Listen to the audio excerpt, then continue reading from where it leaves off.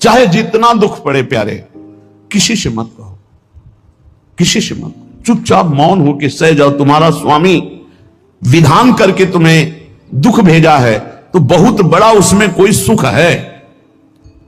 वो मंगल भवन है, तुम्हारा मंगल होने नहीं दे सकता। दिखाई दे सकता है कि अब अमंगल हो गया हमारा, अमुक अमुक अमुक, कुछ नहीं। धैर्य पूर्वक अपने मार्ग में सीधे चलते रहो। उसका विधान आया है, वो दुखद हो या सुखद, सुखद है तो हर्षित मत हो, दुखद है तो शोकित मत हो, आगे बढ़ो। देखो ये अध्यात्म है, ये कमर कस लो कि इस जन्म में मुझे इस भव समुद्र से पार होना ही है।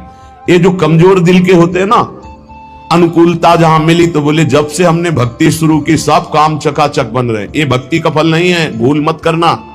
ये तुम्हारे सुकृत चल रहे हैं इसलिए है। और जिस दिन दुष्कृत का फल आएगा उस दिन भक्ति करते हुए भी कदम रखना मुश्किल हो जाएगा, पग पग पर तुम्हें दुख मिलेगा। इस सिद्धांत को समझ लीजिए तो कभी आप निराश नहीं होंगे, शूरवीर होकर आगे बढ़ते रहेंगे। जो हमारी भक्ति ये नई फसल है और इस फसल की जो आनंद वृत्ति है वो भगवदानंद है, ज्ञानानंद है, अखंडानंद है, प्रेमानंद है। वो ये भोगानंद नहीं है, विषयानंद नहीं कि भगवान की बड़ी कृपा जो चाहो वो भोग मिल गए।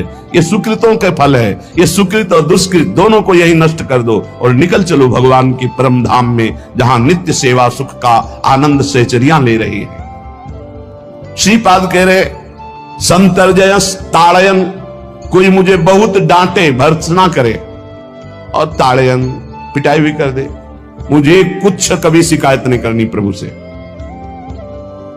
देख रहे हैं ना, वो उन्होंने विधान किया है ना कि इसको पीटो, तो हम चुपचाप पीट लेंगे, किसी से नहीं कहना।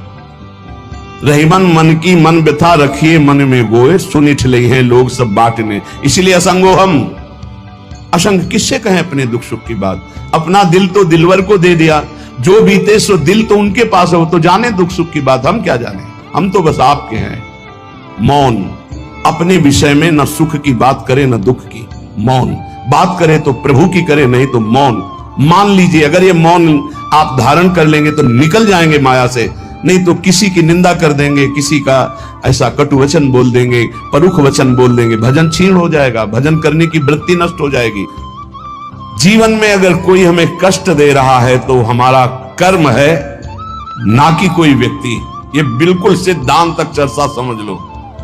वही व्यक्ति जो मुझे द्वेष करता, वही व्यक्ति जो मुझे कष्ट और दंड देता, वही व्यक्ति प्रणाम करके छाती से लगाकर आंसुओं की धारा से अभिषिक्त किया, तो वो व्यक्ति था या कर्म।